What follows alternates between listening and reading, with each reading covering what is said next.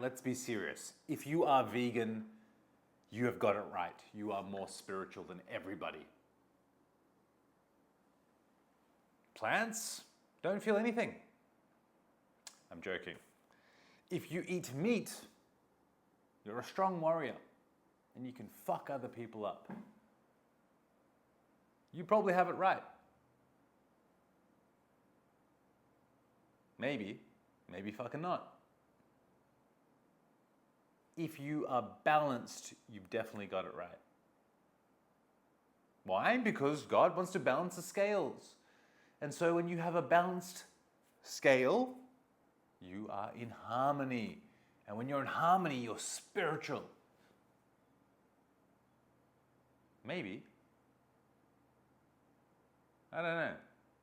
Does that sound right? Listen, at the end of the day, everything is born from water. Everything is born from the great divine. All food. So it's not so much to do with what you are eating, but more so the intention inside of your heart. Truthful living. Not just finding out the truth, but actually living in truth, embodying truth. And what does that mean? Make an honest living. Don't hurt other people. Care for one another. Everybody has different dietary needs. Doesn't mean they are less spiritual than others. All food production has some death involved in it. So if you're vegan and you're yelling at me saying, hey, it's less suffering, that's a subjective opinion. You do not know how sentient plants are.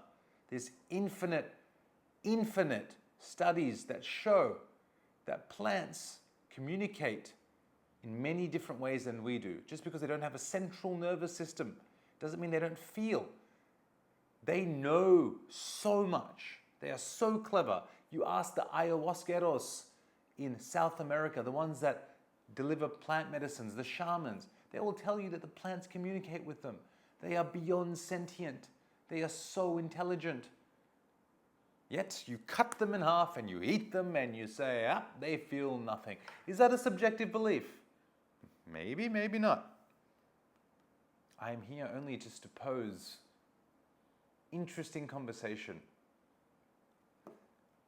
And then they may say, meat causes much more death to things that feel alive. Maybe things that are more similar to us. Yeah, maybe you can see their facial expressions. But killing one animal or killing thousands of little animals when you get those big plow machines to chop up all those crop fields, or you throw all those pesticides that kill all those bees, all those animals, all those snakes, all those little birds. Which one is more spiritual? You're still a part of the process of death. Maybe we have to come to terms that all food requires death. Why? Because something must die for something to live. The balancing of the opposites. Possibly. So if something dies for something to live, this must be some sort of universal law. Fertilizer grows, beautiful plants, vegetables. Cows create fertilizer, animals create fertilizer. I shit out fertilizer. That was something that was alive that became something dead, and something dead is used to create something to become alive. Cycle of life.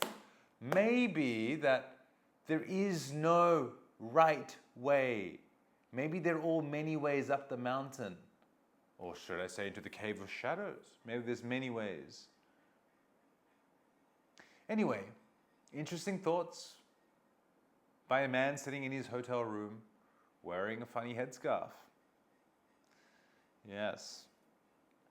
What I say to you, dear friend, judge not too much how other people's eat. One man may use his body a lot and may need flesh food to replace flesh. And others may be sitting around reading books needing less flesh foods, or maybe they still need flesh foods because it uses a lot of juice up here. Judge not by the plate, but judge by the intention of heart, the clarity of mind, the truthfulness of living, the compassion. I'm sending you so much love. No matter what's on your plate, I love you. And we should all do the same. Aho, Vaheguru, may the darkness be dispelled.